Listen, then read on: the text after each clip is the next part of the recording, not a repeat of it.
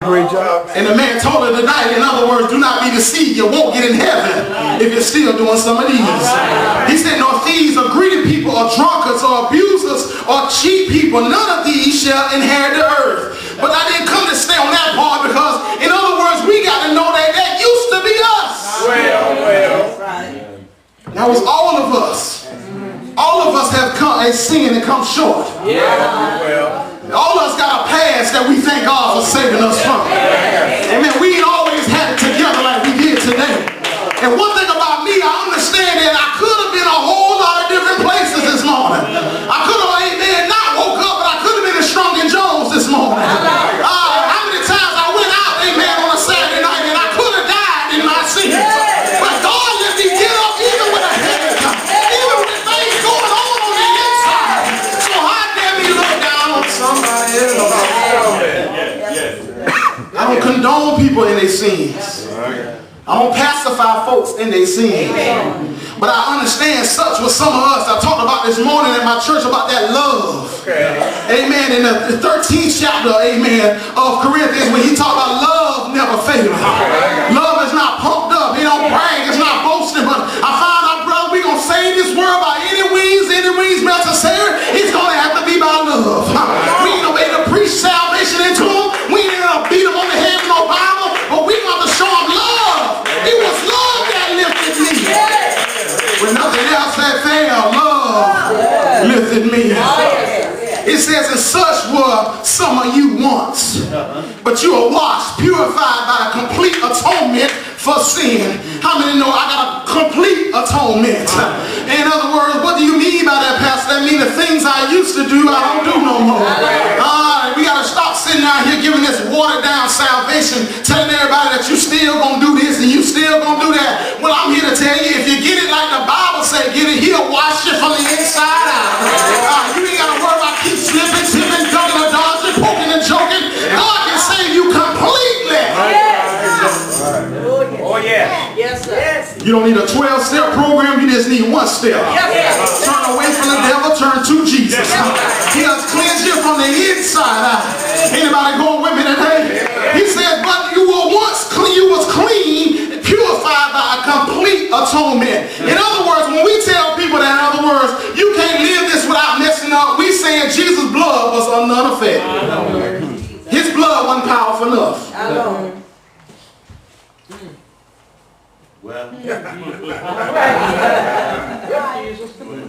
We telling people that, in other words, it wasn't strong enough. You need a double dose. No, if you get it like the Bible says. In other words, when he changed it, you're no longer the same. You're no longer that old creature. Old things have passed away. Behold, all things have become new. So ain't no need for, amen, the choir members to still be at the club. If they say they've been changed. Amen. Ain't no need for you still be scratching off.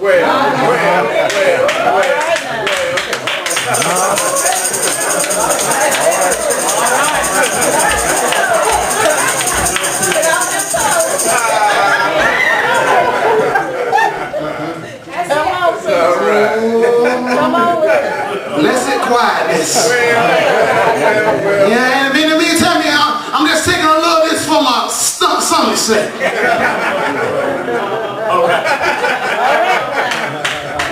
Because I found out they said no drunkards. That's what it Y'all follow me now. Follow me in the word. I ain't selling y'all no Jim Jones today. But he said no drunkards. What do you mean by that, Pastor? I think it said not in excess. But you know as well as I do, if you keep on sipping on that right there, it's a matter of time. The devil gonna tell you, you got it under control. Remember when you was a sinner, you told yourself, I got it under control. But every now and then you find yourself.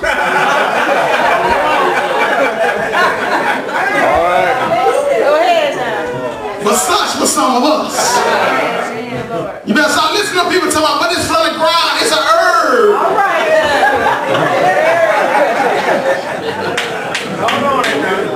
It's from a cataract.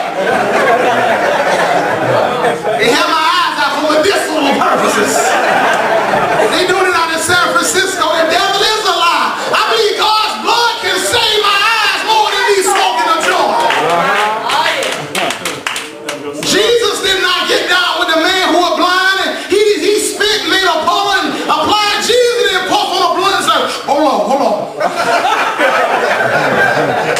Now go show yourself to the priest. Oh. Yes, sir. Yes, sir.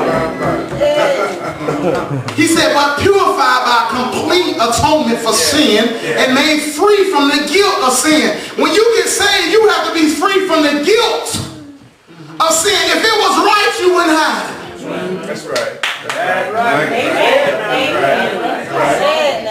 So ain't no need if you scratching off. If your pastor end up in the line behind you, you hiding the ticket if it's right. That's right. Well, that's right. If that 40 or whatever you buying is good, it is good for you, you shouldn't be ashamed if I see you next week. That's right. You ought to be able to say, hey, Mr. Ad, Pastor Ad, how you doing? I'm headed to the house. It's in the bag. But shame gets you to hide, and anytime you gotta hide something, then you ain't right. Oh, y'all know y'all going with me? Oh, when you with somebody else on a wife or husband, why you hide if it's right? I don't have to hide. My wife sitting on the second bench with a blue jacket on. She's my wife. I'm going home with her tonight. I don't have to hide that, do it, sis. I can get in that black truck, get in there, wind the window down, let you see me, and drive home. Because that's my wife. When you with somebody else, you hide.